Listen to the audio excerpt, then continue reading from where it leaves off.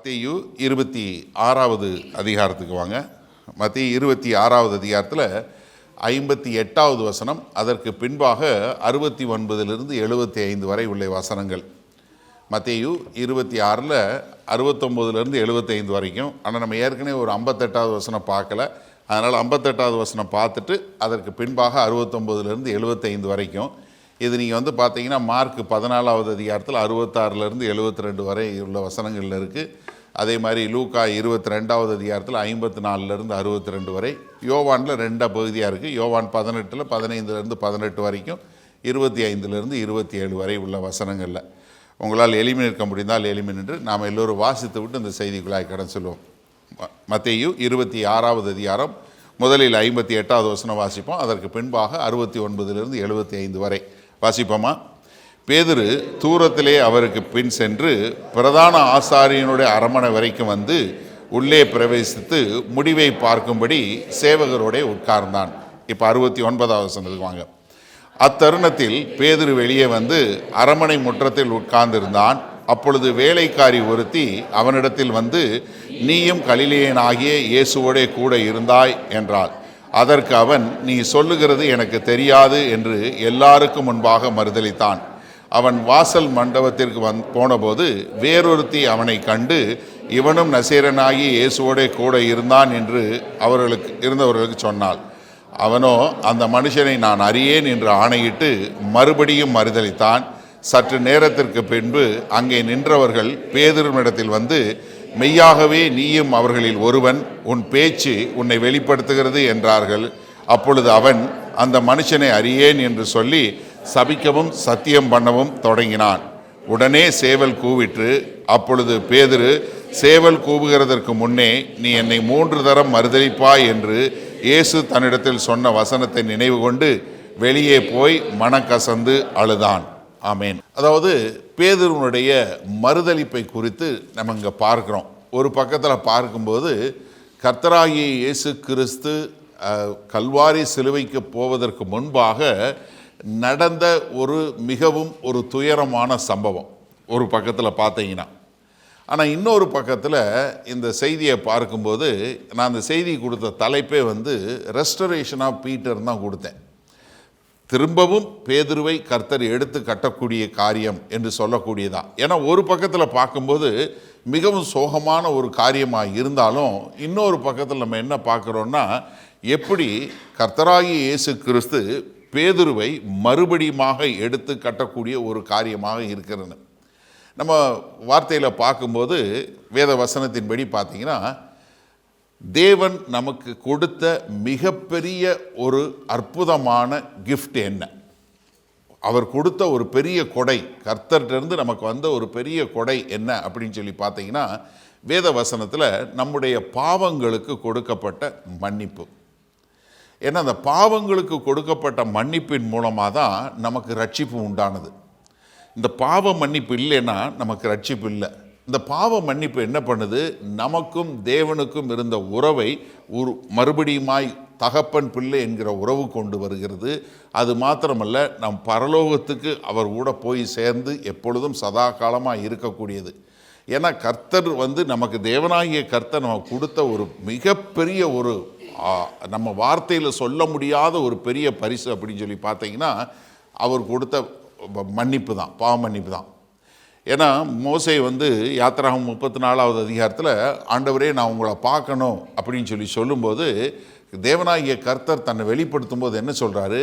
நான் கர்த்தர் மிகவும் மன உருக்கமும் மன இரக்கமும் உள்ளவர், என்ன தயை செய்யக்கூடியவர் என்று சொல்லக்கூடிய அவருடைய குணாதிசயங்களெல்லாம் சொல்லும்போது பிரதானமாக சொல்லக்கூடியது என்ன? நான் பாவங்களை மன்னிக்கிறவர், நம்முடைய பாவங்களை மன்னிக்கிறவர். எனக்கு ரொம்ப பிடிச்ச வசனம் மீகா தீர்க்கதரிசியினுடைய புஸ்தகம் 7வது அதிகாரம் 18வது வசனம். ரொம்ப மனப்பாடமாக நம்ம சொல்லக்கூடிய வரவுக்கு இருக்க வேண்டிய அவ்வளோ ஒரு அற்புதமான வசனம். மீகா 7:18 பாருங்க. நமது சுதந்திரத்தில் மீதியானவர்களுடைய அக்கிரமத்தை பொறுத்து மீறுதலை மன்னிக்கிறதில் தேவரீருக்கு ஒப்பான தேவன் யார்? உமக்கு ஒப்பான தேவன் யாருமே கிடையாது. பாவங்களுக்கு மன்னிப்பு கொடுக்கறதுல நம்ம தேவனை போல வேற தேவன் தேவன் யாருமே கிடையாது. அவர் கிருபை செய்ய விரும்புகிறபடியா, அவர் எப்பவுமே என்ன நமக்கு கிருபை செய்ய விரும்புகிறபடியினால் அவர் என்றென்றைக்கும் கோபம் ஐயார் என்று சொல்லக்கூடியதா. அப்போ நம்முடைய பாவங்களுக்கு மன்னிக்கிறதுல நம்ம தேவனை போல இல்லை. அவருடைய குணாதிசயத்தை காட்டும் போதும் சரி, அவரை பற்றி சொல்லும்போது யோவான் மிக அழகாக தன்னுடைய நிருபத்தில் சொல்லும்போது 7 சொல்லும்போது என்ன சொல்றாரு? அவர் ஒளியில் இருக்கிறது போல நாமும் ஒளியிலே நடக்க ஒருவரோடொருவர் ஐக்கியப்பட்டிருப்போம். அவருடைய குமாரனாகிய இயேசு கிறிஸ்துவின் ரத்தம் என்ன பண்ணும்? சகல பாவங்களை நீக்கி நம்மை சுத்திகரிக்கும். நாம் பாவம் இல்லை என்போமானால் நம்மை நாமே வஞ்சிக்கிறவர்களாய் இருப்போம். சத்தியம் நமக்குள் இராது. நம்முடைய பாவங்களை நாம் அறிக்கையிட்டால் பாவங்களை நமக்கு மன்னித்து எல்லா அநியாயத்தையும் நீக்கி நம்மை சுத்திகரிப்பதற்கு அவர் உண்மையும் நீதியும் உள்ளவராய் இருக்கிறார். அப்ப என்ன? அதாவது கர்த்தர் யாரு? நம்முடைய பாவங்களை மன்னிக்கக்கூடிய தேவன், நம்முடைய பாவங்களை மன்னித்து நமக்கு கிருபை காட்டக்கூடிய தேவன், நம்ம மேல இரக்கம் உள்ள தேவன் என்று சொல்லக்கூடிய ஒரு காரியத்தை நம்ம இங்க பார்க்கிறோம். அப்ப இங்க இந்த பகுதியில் பேதுரு 3 முறை மறுதலித்தாலும் அதை மாதிரி பேதுருவ மாதிரி மோசமான ஒரு நிலைக்கு போக முடியாது.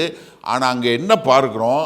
அங்கேயும் கர்த்தருடைய பாவ மன்னிப்பை கர்த்தர் எங்கே அவங்கள என்ன பண்ணுறாரு? நம்மளை அங்கே பேதுருவை மன்னித்து கொண்டு வருவது போல நம்ம கிறிஸ்தவர்கள் என்று சொல்லக்கூடிய நம்மளுடைய வாழ்க்கையிலையும் நம்ம சில நேரங்களில் நம்முடைய பாவங்கள்னால மிகவும் தூக்கப்பட்டு நொறுக்கப்பட்டவங்களாக நம்ம கர்த்தர்கிட்ட போகும்போது நம்முடைய பாவங்களை மன்னித்து நம்மை மீட்டெடுக்கக்கூடிய ஒரு நல்ல தேவன் என்று சொல்லக்கூடிய ஒரு காரியத்தை நம்ம அங்கே பார்க்குறோம். ஏன்னா பேதுருவோட நிலைமையில் இங்கே பார்க்கும்போது மிகவும் ஒரு மோசமான ஒரு நிலைமைக்கு போயிடுறாரு. இவ்வளவு மோசமாக, இவ்வளவு ஒரு கீழே போகக்கூடிய அவர் த லோயஸ்ட் பாயிண்ட் என்று சொல்லக்கூடிய அளவிற்கு மிகவும் ஒரு மோசமான நிலைமைக்கு போயிடுறார். அங்கேருந்து கர்த்தர் என்ன பண்ணுறாரு? அவரை மன்னித்து அவருடைய காரியங்களை செய்யக்கூடியவரா. ஆனால் இது ஓவர் நைட்டு நடக்கலை. இது கொஞ்சம் கொஞ்சமாக நீங்கள் பார்த்தீங்கன்னா அவருடைய வாழ்க்கையில் கொஞ்சம் கொஞ்சமாக போகக்கூடிய ஒரு காரியத்தை பார்க்க முடியும். இந்த மத்திய 26வது அதிகாரத்தில் நீங்கள் இப்போ அவர் மறுதளிக்கக்கூடிய நிலைமை சடனாக வந்துடலை. அது கொஞ்சம் கொஞ்சமாக வரக்கூடிய காரியத்தை நம்ம பார்க்க முடியும். ஏன்னா இது எதற்காக நம்ம இவ்வளவு தான் பார்க்குறோன்னா, நம்மளுடைய வாழ்க்கையிலே நம்ம எப்படி பேதுருவை போல போயிடக்கூடாது, எப்படி நம்மளை திருத்தி கொள்ள வேண்டும் என்று சொல்வதற்காக. முதலாவது நீங்கள் பார்த்தீங்கன்னா இங்கே 69 வசனத்தில் அவர் மறுதளிக்க வர்றாருங்கிறதுக்கு முன்னாடி அவருடைய நிலைமை என்ன அப்படின்னு சொல்லி பார்த்தீங்கன்னா, முதல்ல பேதுரு என்ன பண்ணுறாரு? பயங்கரமாக பெருமை பேசுகிறார். அவர் தன்னை குறித்து பெருமை பேசக்கூடிய ஒரு காரியம்.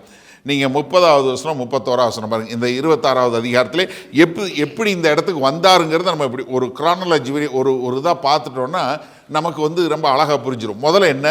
பெருமை பேசக்கூடியவராக இருக்கார். நீங்க 30-31 வசனம் பாருங்களேன். அவர்கள் ஸ்தோத்திர பாட்டை பாடின பின்பு ஒலிவமலைக்கு புறப்பட்டு போனார்கள். எங்க மேல் வீட்டு அறையில் இருக்கிறாங்க.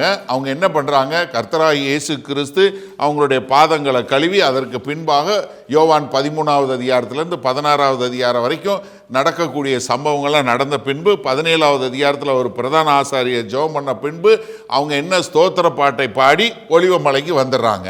அப்பொழுது இயேசு அவர்களை நோக்கி மேய்ப்பனை வெட்டுவேன், மந்தையின் ஆடுகள் சிதறடிக்கப்படும் என்று எழுதியிருக்கிறபடி சகரியா தீர்க்கதரிசியில சொல்லப்பட்ட காரியம் நிறைவேறும் என்று சொல்லி இந்த ராத்திரியிலே நீங்கள் எல்லாரும் என் நிமித்தம் இடரல் அடைவீர்கள். இப்ப என்ன சொல்றாரு? நீங்க எல்லாருமே என் நிமித்தம் இடரல் அடைவீங்க அப்படின்னு சொல்லக்கூடிய ஒரு காரியத்தை இங்க கர்த்தர் சொல்றாரு. ஆனா சொல்லிட்டு 32வது வசனம் சொல்லும்போது என்ன சொல்றாரு? ஆகிலும் நான் உயிர் தெழுந்த பின்பு உங்களுக்கு முன்னே கலிலேயாவுக்கு போவேன் என்றார். என்ன? நான் மரிக்க போறேன், ஆனாலும் உயிரோடு எழும்பி திரும்ப போவேன் அப்படின்னு சொல்றாரு. இப்போ கர்த்தர் சொல்லும்போது இங்க என்ன பண்ணியிருக்கணும் பேதுரு? ஐயோ ஆண்டவரே அப்படியா சொல்லியிருக்கணும். ஆனா மாறாக என்ன சொல்றாரு? அடுத்த வசனம் 33வது வசனம் பாருங்க. பேதுரு அவருக்கு பிரதியுத்தரமாக உமது நிமித்தம் எல்லாரும் இடரல் அடைந்தாலும் என்ன அவர் சொல்லும் போது என்ன? எல்லாரும் இடரல் அடைஞ்சாலும் நான் ஒரு காலம் இடரல் அடைய. என்ன ஒரு பெருமை பாருங்க, என்ன ஒரு பெருமையான பேச்சு. ஒரு நான் அந்த மாதிரி கிடையாது. எப்படி? நான் அடைய மாட்டேன், நான் ஒரு காலம் அடைய மாட்டேன் என்று சொல்லக்கூடியது. அதாவது என்னன்னா, இங்க கர்த்தர் சொல்றாரு, நீ என்னை மறுதலிப்பேன்னு சொல்லி ஒரு காரியத்தை சொல்றாரு. ஆனா என்ன பண்ண முடியல, அவரால் அதை ஏற்றுக்கொள்ள முடியல. தேவனாகிய கர்த்தர் சொல்றாரு, இயேசு கிறிஸ்து சொல்றாரு. அப்ப என்ன பண்ணியிருக்கணும் இவர்? ஆமா ஆண்டவரே அப்படின்னு சொல்லக்கூடிய ஒரு காரியம். ஆனா இவர் என்ன பண்றாரு? இல்லை நான் அப்படியெல்லாம் கிடையாது அப்படின்னு சொல்ற. முதல்ல பெருமை பேசக்கூடிய காரியம். ரெண்டாவது என்னன்னா, அவர் சொல்றதுக்கு கீழ்ப்படியாம ரிபல்லியஸா இருக்கக்கூடிய ஒரு நேச்சர், அதாவது எதிர்த்து பண்ணக்கூடிய ஒரு காரியம். ரெண்டாவது 34 வசனம் பாருங்களேன். இயேசு அவனை நோக்கி, இயேசு இப்ப பேதுருவை நோக்கி, இந்த ராத்திரியிலே சேவல் கூவுகிறதற்கு முன்னே நீ என்னை 3 தரம் மறுதலிப்பாய் என்று மெய்யாகவே உனக்கு சொல்லுகிறேன் என்றார். என்ன, இன்னைக்கு ராத்திரியே நீ என்ன பண்ணுவ?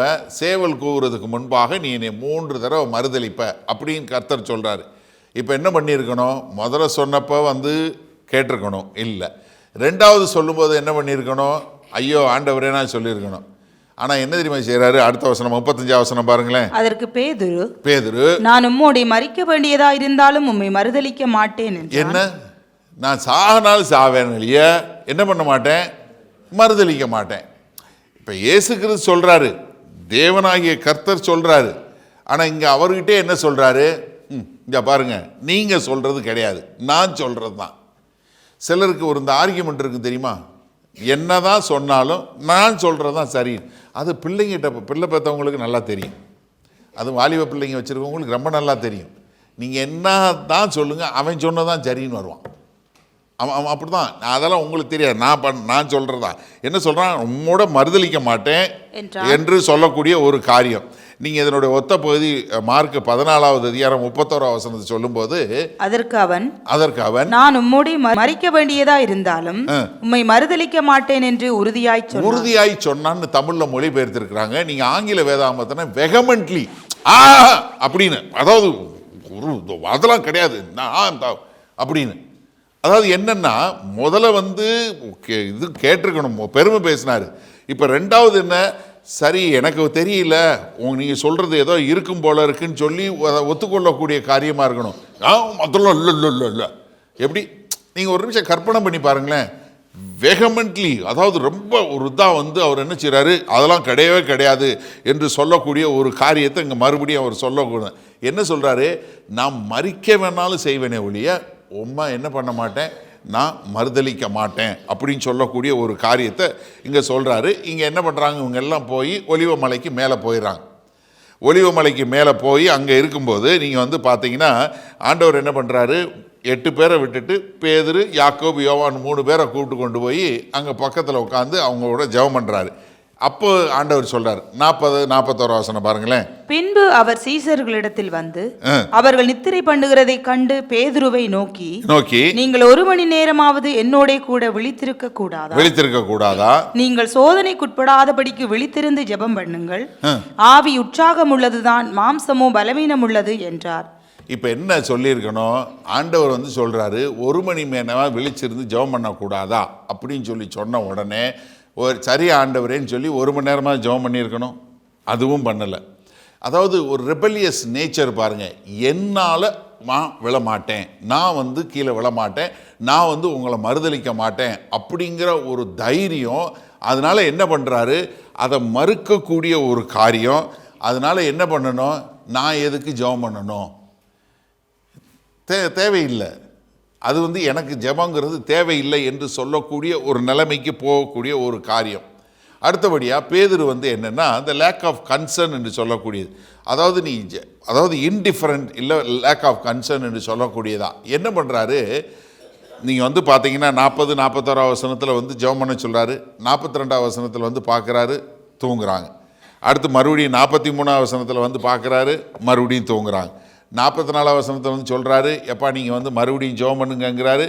ஆனால் 45 வசனத்தை பார்த்தா மறுபடியும் தூங்கிட்டு இருக்காங்க. என்ன ஒரு ஜெபங்கிறதே இல்லை. அதாவது ஒரு யோசிக்கிறதே இல்லை. அதாவது கர்த்தர் சொல்கிறாரு, அதுக்கு கீழ்ப்படியணும்.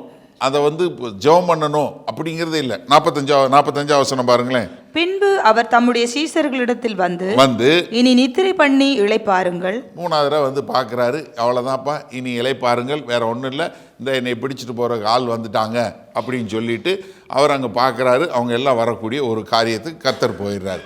அப்போ முதல்ல வந்து ரொம்ப பெருமை பேசினார், 2வது கீழ்ப்படியில், 3வது அவர் சொன்ன காரியத்துக்கு செவியும் கொடுக்கல, 4வது என்ன, அதாவது இம்பல்சிவ் இல்லை, தாட்லெஸ்னஸ், யோசனையே கிடையாது, யோசனையே இல்லாமல் செய்யக்கூடிய ஒரு காரியம். 51வது வசனம் பாருங்களேன். அப்பொழுது இயேசுவோடு இருந்தவர்களில் ஒருவன் கை நீட்டி தன் பட்டயத்தை உருவி பிரதான ஆசாரியனுடைய வேலைக்காரனை காதர வெட்டினான். இப்போ என்னன்னா, இங்க வந்து பேதுருக்கு என்ன வந்துருது, கர்த்தராகிய இயேசு கிறிஸ்துவை கைது செய்ய வச்சிருக்கிறாங்க. இப்போ என்ன பண்ணியிருக்கணும், ஏற்கனவே சொன்னார், நான் போகிறேன், என்னை கைது பண்ணுவாங்க, அவங்க வந்து என்னை கொலை செய்வாங்க, ஆனாலும் 3ஆம் நாள் உயிரோடு எழுந்து வருவேன்னு நிறைய முறை சொல்லியிருக்கிறாரு. சீஷர்களுக்கு 7 முறை சொல்லியிருக்கிறார் தனிப்பட்ட முறையில். அவர் பிரசங்கத்தில் ஒரு 7 முறை சொல்லியிருக்கிறாரு. இப்போ ஒலிவமலைக்கு போகிறதுக்கு முன்னாடியும் சொல்லிட்டு தான் போனார். அங்கே ஒலிவமலையிலையும் போய் நீ ஜெபம் பண்ணு, என்னை ஒப்பு கொடுக்கக்கூடிய காரியம் வருதுன்னு சொல்லுது. ஆனாலும் பேதுரு என்ன பண்ணுறாரு, கத்தி எடுத்து வாள் எடுத்து அவன் மல்கோஸுங்கிறவனுடைய காதை வெட்டக்கூடிய ஒரு காரியம். ஏன் வெட்டினார் தெரியுமா? ஏன்னா கைது பண்ண வரும்போது யோவான் 18வது அதிகாரத்தில் பார்க்குறோம், கைது பண்ண வரும்போது அவங்க 1000க்கு மேற்பட்டவங்க வர்றாங்க, அவங்க எல்லாம் கீழே விழுந்துடுறாங்க. கீழே விழுந்த உடனே இப்போ இவருக்கு என்ன வந்துடுது, என்னைய ஒன்றும் செய்ய முடியாது, இயேசு கிறிஸ்துவ ஒன்றுமே செய்ய முடியாது, அதனால போடுறான்னு சொல்லி தலைக்கு தான் கத்தியை வீசினா, ஆனால் அது காதில் பட்டு அவனோட காது வெஞ்சு போகுது. இப்போ கர்த்தர் என்ன பண்ணுறாரு, அந்த காதை வந்து எடுத்து அங்கே ஒரு அதிசயத்தை பண்ணக்கூடிய ஒரு காரியத்தை பார்க்குறோம். அப்போ என்னென்னா, இவருக்கு வந்து என்ன இல்லை, ஒரு தாட்ஃபுல்னஸ், ஒரு யோசனையே கிடையாது. என்ன 52வது வசனம் பாருங்களேன். அப்பொழுது இயேசு அவனை நோக்கி உன் பட்டயத்தை திரும்ப அதன் உரையிலே போடு, பட்டயத்தை எடுக்கிறவன் யாவரும் பட்டயத்தாலே மடிஞ்சு போவாங்க. நான் இப்பொழுது என் பிதாவை வேண்டிக் கொண்டால் அவர் 12 லேகியோனுக்கு அதிகமான தூதரை என்னிடத்தில் அனுப்ப மாட்டார் என்று நினைக்கிறாயா? அப்ப என்னன்னா, இவர் என்ன பண்றாரு, கர்த்தர் வந்து இருக்கிறாரு, அதனால எனக்கு எதுவுமே கிடையாது, அதனால தைரியம் அப்படின்னு சொல்லக்கூடிய ஒரு மோசமான ஒரு காரியத்தை, தேவனுக்கு பிரியமில்லாத காரியத்தை செய்யக்கூடியது. கடைசியாக என்னதில் போகுது, அவனோட ஃபெயிலியருக்கு போயிடுது, பேதுருவோட ஃபெயிலியருக்கு போயிடுது. நீங்கள் அதில் வந்து பார்த்தீங்கன்னா 57வது வசனத்தில் பார்க்கும்போது, இயேசுவை பிடித்தவர்கள் அவரை பிரதான ஆசாரியனாகிய காய்பாவினிடத்திற்கு கொண்டு போனார்கள். அங்கே வேத பாரகரும் மூப்பரும் கூடி வந்திருந்தார்கள். என்ன நம்ம இதை வந்து பார்க்கும்போது பார்க்குறோம், ரொம்ப அழகாக பார்க்குறோம். யோவான் 18வது அதிகாரத்தில் முதல்ல எங்கே கொண்டு போகிறாங்க, அண்ணாவுனுடைய வீட்டுக்கு கொண்டு போகிறாங்க. அண்ணாவோட வீட்டில் வந்து என்ன நடக்குதுன்னு பார்க்குறதுக்கு பேதுரு போகக்கூடிய ஒரு காரியம். அப்போ என்னென்னா, இங்கே கைது பண்ண வர இடத்துல இங்கே பேதுருவால் என்ன பண்ண முடியல, ஒன்றும் செய்ய முடியல. கடைசியில் காதை வெட்டி, கடைசியில் என்ன அவமானப்பட்டு வேறு வழி இல்லாமல் மறுபடியும் அங்கே போகக்கூடிய ஒரு காரியத்தை தான் பார்க்குறோம். இப்போ அண்ணாவை வந்து முதல்ல அண்ணாட்ட கொண்டு போகிறாங்க. அண்ணாவுடைய பிரதான ஆசாரியர் அண்ணாட்ட கொண்டு போகணும். அண்ணா வந்து என்ன நினைக்கிறாங்க, அவர் வந்து பயங்கரமான ஆள், வயசானவர், நல்ல ஒரு அனுபவம் உள்ளவர், அதனால் இவர் எப்படியாவது இயேசு கிறிஸ்துவ ஒரு குற்றம் கண்டுபிடிச்சி கொடுத்துருவாருன்னா அண்ணாட்ட கூட்டு போகிறாங்க அரண்மனைக்கு. ஆனால் வேத வல்லுநர்கள் என்ன சொல்கிறாங்கன்னா, இவங்க இருந்த பெரிய அரண்மனையில் ஒரு பகுதியில் அண்ணா இருந்தார், இன்னொரு பகுதியில் காய்பா இருந்தார் அப்படிங்கிறத சொல்கிறாங்க. ஏன்னா அந்த காலத்தில் அதுதான் வழக்கம். அதனால் 2 பேருமே வந்து, இவர் இந்த பக்கம் மாமனார் இந்த பக்கம் இருக்கிறார், மருமகன் அந்த பக்கம் இருக்கார். மாமனார் பழைய ஆள், இவர் தான் இப்போ ஆட்சியில் இருக்கிறவர். அதனால் என்ன, அந்த அரமனை முற்றம் என்று சொல்லக்கூடிய அந்த மண்டபம் இது எல்லாமே வந்து 2 பேரும் பொதுவாக பயன்படுத்தக்கூடியதாக தான் இருக்கும் அப்படிங்கிற மாதிரி எதிர்பார்க்குறாங்க. ஏன்னா அவங்க வந்து 2 பேரும் வேறு அரண்மனை அவ்வளோ தூரம் கிடையாது, இல்லை ஒரே இதில் இருந்தாலும் பக்கத்தில் உள்ள அரண்மனையில் உள்ளது தான் என்று சொல்லக்கூடியதாக. அதனால் என்ன பண்ணுறாங்க, என்ன நடக்குது இப்போ பேதுருக்கு என்னன்னா, 58வது வசனம் பாருங்களேன். பேதுரு தூரத்திலே அவருக்கு பின் சென்று இப்போ என்ன பண்ணுறாரு, பின்னாடியே போகிறாரு. என்ன, இயேசு கிறிஸ்து பின்னாடியே அவர் கைது பண்ணி போகிறாங்க, அங்கே போகிறாரு. பிரதான ஆசாரியனுடைய அரண்மனை வரைக்கும் வந்து உள்ளே பிரவேசித்து முடிவை பார்க்கும்படி சேவகரோடே உட்கார்ந்து. இப்ப என்னன்னா, இங்க வந்து என்ன பண்றாரு, பயந்து போய் ஓடியாச்சு. ஆனால் என்னதான் நடக்குதுன்னு பார்க்கணும். அவரால் என்ன பண்ண முடியலன்னா சும்மா இருக்க முடியல, என்ன நடக்குதுன்னு பார்க்கணும். ஒரு சிலருக்கு என்னென்னா என்னதான் இருந்தாலும் அவங்ககிட்ட அவங்களுக்கு என்ன நடக்குது, அவங்களுக்கு என்ன நடக்குது. ஒரு சிலர் நீங்கள் விட்டுட்டீங்கனாலும் என்ன பண்ணுவீங்க, ஃபேஸ்புக்கில் இல்லை இன்ஸ்டாகிராமில் இல்லை சோசியல் மீடியாவில் என்ன போயிருக்காங்க, எங்கே போயிருக்காங்க, என்ன பண்ணுறாங்க, அவங்க என்ன பார்க்கணும். நமக்கு நிறைய பேருக்கு இந்த இன்குசிட்டிவ்னஸ் சொல்லுவாங்கல்ல, தாங்க முடியாது, அவன் என்ன பண்ணுறான் பார்க்கணும். அந்த மாதிரி இங்கே பேதருக்கு என்ன அதே தான். அந்த காலத்தில் சோசியல் மீடியா இல்லைன்னா லைவ் டெலிவிஷன் பார்த்துருப்பான், இல்லை யாரையா ஒருத்தனை ஃபோனை போட்டு லைவில் காட்ட சொல்லியிருப்பான். அது இல்லாததுனால என்ன பண்ணுறான், இவனே போய் என்ன செய்யணும்னு சொல்லி என்ன பண்ணுறான், என்ன நடக்குதுன்னு சொல்லி பார்க்கக்கூடியதா. ஆனால் பேதுரு மட்டும் தனியாக போகலை. நீங்கள் நல்லா புரிஞ்சு கொள்ளணும்.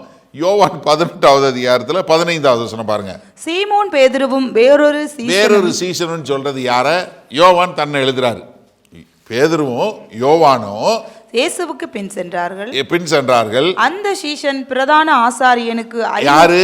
யோவான் பிரதான ஆசாரியனுக்கு அறிமுகமானவனாய் இருந்தபடியினால் இயேசுவுடனே கூட பிரதான ஆசாரியனுடைய அரண்மனைக்குள் பிரவேசித்தான். இப்ப என்னன்னா 2 பேர் போறாங்க, பேதுருவும் போறாரு, யோவானும் போறாரு. ஆனா என்ன, யோவானுக்கு எப்படியோ பிரதான ஆசாரியர் கூட ஒரு இது இருந்திருக்கு. அதனால அவர் உள்ள போயாச்சு, பேதுருவை உள்ள விடலை. இவரும் பார்க்கணுன்னு தான் போறாரு, ஆனால் உள்ள விடலை. ஏன்னா இவருக்கு அது தெரியல. ஆனால் என்ன பண்ணுறாருன்னா, இங்கே இப்போ பேதுரு என்ன பண்ணியிருக்கணும், பேசாமனாலும் இருந்திருக்கணும். ஆனால் என்ன பண்ணுறாரு, என்ன நடக்குது அப்படின்னு பார்க்க போகிறாரு. இப்போ யோவான் என்ன பண்ணுறாரு, உள்ளே போய் அவரை உள்ளே கொண்டு போய் போகிறதுக்கு பிரதான ஆசாரியனுடைய வேலைக்காரிட்ட போய் சொல்லி உள்ளே கொண்டு போயிறாரு. இப்போ தெரிஞ்சோ தெரியாமலோ என்ன பண்ணுறாரு, யோவான் பேதுரு மறுதளிக்கிறதுக்கு அவர் உதவி பண்ணிட்டார், தெரிஞ்சோ தெரியாமலோ. ஏன்னா அவர் உள்ளே விட்டதுக்கு அப்புறம் தான் அது பூரா நடக்க போகுது, சம்பவம் பூரா. ஏன்னா யோவான் உள்ளே விடலைன்னா, உள்ள பெர்மிஷன் வாங்கி விடலைன்னா பேதுரு உள்ளே போயிருக்க முடியாது. ஏன்னா டோர்லேயே நிறுத்தியிருப்பாங்க.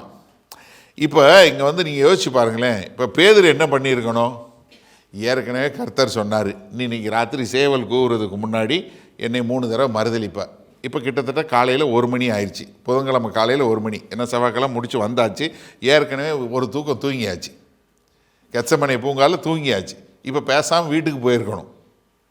இது எதுக்கு பிரச்சனை, நான் யாரையா பார்த்தா தானே நான் மறுதளிப்பேன், பேசாமல் உள்ளே போய் கதவை பூட்டிட்டு உட்காந்துருக்கணும். ஆனால் என்ன பண்ணுறதில்ல, என்ன நடக்குது தெரியணும்னே அப்படின்னு சொல்லி இங்கே வந்தவர் சும்மா இருக்க மாட்டான், ஆள் தெரியலன்னு சொன்னால் இங்கே யோவான் கொண்டு போய் உள்ளே விட்டோன்னே உள்ளே போயாச்சு. அப்போ என்னென்னா, நீங்கள் எதனால் போகிறார் தெரியுமா, ஏன்னா அவர் பெருமை பேசினார்ல, நான் மறுதளிக்க மாட்டேன். நல்லா தெரிஞ்சுக்கொள்ளுங்க. நீங்கள் இங்கே தூரத்தில் அவரோட சேவரோடு நிற்கக்கூடிய ஒரு காரியம். ஏன்னா நீங்கள் 58வது வசனம் பாருங்களேன், ஒரு நிமிஷம் மறுபடியும். பேதுரு தூரத்திலே அவருக்கு பின் சென்று பிரதான ஆசாரியனுடைய அரண்மனை வரைக்கும் வந்து உள்ளே பிரவேசித்து முடிவை பார்க்கும்படி சேவகரோடே உட்கார்ந்தான். இப்ப என்னதான் நடக்குதுன்னு பார்க்கணும் வந்துட்டாரு. இங்க அரண்மனைக்கு வந்தாச்சு. இப்ப காலையில 1 மணி, அதிகாலையில் 1 மணி ஆக போகுது. ஏன்னா அவரை கொண்டு போய் அண்ணாட்ட இருந்து கொண்டு போய் இப்போ காய்பாட்டை கொண்டு வந்தாச்சு. இன்னும் ஒரு 2 மணி நேரம் இருக்குது. இந்த 1 மணிலேருந்து 3 மணி, இந்த 3 மணிக்குள்ளே, ஏன்னா சேவல் கூவுற நேரம் காலையில் 3 மணி, இந்த 3 மணிக்குள்ளே, இந்த ஒரு 3 மணி நேரத்துக்குள்ளே இதெல்லாம் நடக்கணும். இப்போ அதனால் என்ன பண்ணுறாரு, அவர் தன்னை கொண்டு போய் அங்கே நிறுத்தக்கூடிய என்ன காரணம்னா, நான் கீழே விழுந்துட மாட்டேன் அப்படின்னு சொல்லக்கூடிய ஒரு தைரியத்தினால தான் இந்த காரியத்தை செய்கிறார். இப்போ கடைசியாக பேதுருவுடைய டவுன்ஃபால், அவர் கீழே விழுகிறத நம்ம அங்க பார்க்க போகிறோம். 69வது வசனம் பாருங்க. அத்தருணத்தில் பேதுரு வெளியே வந்து அரண்மனை முற்றத்தில் உட்கார்ந்திருந்தான். அப்பொழுது வேலைக்காரி ஒருத்தி அவனிடத்தில் வந்து, நீயும் கலிலேயனாகிய இயேசுவோடே கூட இருந்தாய் என்றான். சரி, இங்க மத்தேயு சொல்றது. ஒரு நிமிஷம் மார்க் 14வது அதிகாரத்தில் 66, 67 வசனம் பாருங்க. மார்க் என்ன எழுதுறாரு பாருங்க. இது எல்லாமே இந்த 4 சுவிசேஷ நூலையும் படிச்சாதான் மொத்தமா என்ன நடந்ததுங்க தெரியும். அத்தருணத்திலே பேதுரு கீழே அரண்மனை முற்றத்தில் இருக்கையில் பிரதான ஆசாரியனுடைய வேலைக்காரிகளில் ஒருத்தி வந்து குளிர் காய்ந்து கொண்டிருந்த பேதுருவை கண்டு, என்ன அங்க தீ போட்டிருக்காங்க, குளிர் காய்ந்திறார். எங்க அரண்மனை முற்றத்துல வந்து அங்க இதுல வந்து குளிர் காய்ஞ்சிக்கிட்டு இருக்காரு. பேதுருவை கண்டு அவனை உற்று பார்த்து, நீயும் நசரேயனாகிய இயேசுவோட இருந்தா என்றாள். இந்த வேலைக்காரி சொல்றாங்க, சரியா? நசரேயனாகிய இயேசுவோட. யோவான் 18:17 பாருங்க. அப்பொழுது வாசல் காக்கிற வேலைக்காரி பேதுருவை நோக்கி, நீயும் அந்த மனுஷனுடைய சீசரில் ஒருவன் அல்லவா என்றாள். இப்ப என்னன்னா, நீங்க இது எல்லாத்தையும் சேர்த்து பார்த்தீங்கன்னா, இப்ப முதல்ல வந்து உள்ள விடலை. இப்ப பேதுருவை வந்து பெர்மிஷன் வாங்கி உள்ள விட்டது யாரு? யோவான் வாங்கி கொண்டு உள்ள விட்டாரு. இப்போ அவர் உள்ளே வந்தவர் என்ன, அங்கே சோல்ஜர்ஸ் வந்து என்ன பண்ணுறாங்க, போர் சேவர்கள், கோயில் காவலாளிகள் வந்து என்ன பண்ணுறாங்க, அங்கே முற்றத்தில் இது தீ போட்டு அங்கே தீ கொளுத்தி தீ காய்ச்சிக்கிட்டு இருக்காங்க. இவர் அங்கே போய் நிற்கிறார், குளிர் காயறதுக்கு போய் நிற்கிறார். இப்போ என்னென்னா, ரோமாபுரி சோல்ஜர்கள் வந்து இவரை பிடித்து கொண்டு வந்து இங்கே விட்டுட்டு ஃபோர்ட் அண்டோனியஸ் என்று சொல்லக்கூடிய அண்டோனியஸ் ஃபோர்ட்டுக்கு போயிட்டாங்க. ஏன்னா அங்கே தான் பிலாத்து இருக்கிறாரு, அங்கே போயாச்சு அவங்க. இப்போ இவங்க வந்து யார், யூத மத தலைவர்களுடைய விசாரணை, அதனால் இங்கே இருக்கிறாங்க. இப்போ இங்கே ஒரே போக்கும் வரத்துமா எல்லாரும் இருக்காங்க. ஏன்னா ஆலோசனை சங்கத்தில் இருக்க 70 பேரில் வர்றாங்க, ஆளுங்க வர்றாங்க, இவங்க வர்றாங்க, இங்கே அந்நாட்டில் இருந்து வர்றாங்க. இப்போ இவங்க எல்லாரும் வரும்போது இவங்க எல்லாருமே வந்து இங்கே நடந்துகிட்டு இருக்கும்போது பேதுரு மட்டும் என்ன பண்ணுறாரு, இங்கே தீ போட்டுட்டு இருக்க இடத்துல உட்காந்துருக்காரு. ஏன்னா குளிருக்கு அங்கே இருக்கிறாரு, அங்கே போய் இருக்கிறாரு.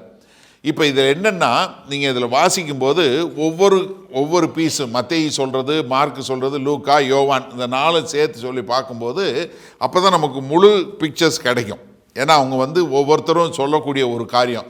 ஏன்னா கர்த்தர் வந்து 3 முறை மறுதளிப்பார்னு சொன்னார், 3 முறை தான் மறுதளித்தார். ஏன்னா அங்கே வந்து சொல்லக்கூடிய ஒவ்வொரு அக்கௌண்ட்டையும் பார்த்துட்டு நீங்கள் வந்து தவறுதலாக இது நிறையன்னு எடுத்துடக்கூடாது, கிடையாது. ஏன்னா இப்போ வந்து ஒரு கூட்டமாக இருக்கும்போது ஒருத்தர் சொல்லும்போது ஒரு முறை சொல்கிறது இல்லை. ஏன்னா இப்போ நீங்கள் வந்து பேசும்போது ஒருத்தர் சொன்னாங்க, ஒருத்தர் கூட்டம் 5 பேர் 10 பேர் இருக்கும்போது ஒருத்தர் சொன்னாங்கன்னா இன்னொருத்தவங்க பதில் சொல்லுது, எல்லாம் ஒரே நேரத்தில் நடக்கக்கூடிய ஒரு சம்பவம். அதனால் இதை நீங்கள் தெளிவாக புரிஞ்சு கொள்ளக்கூடியதாக இருக்கணும். இப்போ பேதுருகிட்ட வந்து என்ன சொல்கிறாரு, அவன் வந்து அந்த வேலைக்காரி வந்து என்ன சொல்கிறாங்க, நீ நசரேயனாகிய இயேசுவோட இருந்தாய். இப்போ நசரேயனாகிய இயேசுவோட இருந்தா, இல்லை நீ கலிலேயன் நசரேயன்னு சொல்லி சொன்னால் அது வந்து என்னன்னா பெருமை இல்லை. அது வந்து நாங்கள் எருசலேமில் இருக்கோம், நீ எங்களை விட தாழ்ந்தவன். அது வந்து என்ன அவமதிக்குமாக சொல்லக்கூடிய ஒரு சொல். நீ நசரேயனாகிய இயேசுன்னு சொல்லி சொன்னால் அது வந்து உங்களை பெருமையாக சொல்கிறது இல்லை. இப்போ எருசலேமில் இருக்க ஒரு ரபாயின்னு சொல்லி சொன்னால் அவருக்கு பெருமை. ஆனால் நீ கலிலேயாவிலேருந்து வந்தவேன்னா, ஓ நீ கலிலேயாவா, இப்போ நம்ம ஊர்லேயும் சொல்லுவாங்கண்ணே. ஏன்னா அந்த மாதிரி தான் ஒவ்வொருத்தருக்கும் ஒரு காரியம் வராது. இது ஒவ்வொரு தேசத்துலேயும் ஒவ்வொரு வட்டார வழக்கில் வேறு மாதிரி இருக்கும், பார்க்கக்கூடியது. ஆனால் எருசலேமில் என்னென்னா, எருசலேமில் உள்ளவங்களுக்கு கலிலேயாவில் உள்ளவனாலே அவனை கீழே தான் பார்ப்பான். இப்போ இந்த வேலைக்காரி கூட என்ன சொல்கிறா, நீ அங்கே இருந்தவன் தானே, நீ நசரேயனாகிய இயேசுவோட இருந்து தானே அப்படின்னு சொல்லி சொன்ன உடனே பேதுரு சொல்லக்கூடிய மறுமொழி பாருங்க, 70 வசனம் பாருங்க. அதற்கு அவன் நீ சொல்லுவது எனக்கு தெரியாது என்று எல்லாருக்கும் முன்பாக, மெதுவா பாசிங்களேன், யாருக்கு முன்பாக, வேலைக்காரிக்கு முன்பாகவா, எல்லாருக்கும். இதுதான் முக்கியம். ஏன்னா இப்போ என்னன்னா, இந்த வேலைக்காரி வந்து கேட்கும்போது எல்லாரும் கேட்கும்படியாக தான் கேட்டிருக்கான்.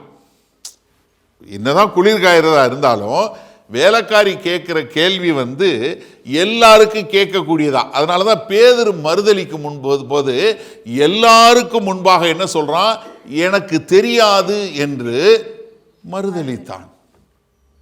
நம்ப முடியுதா?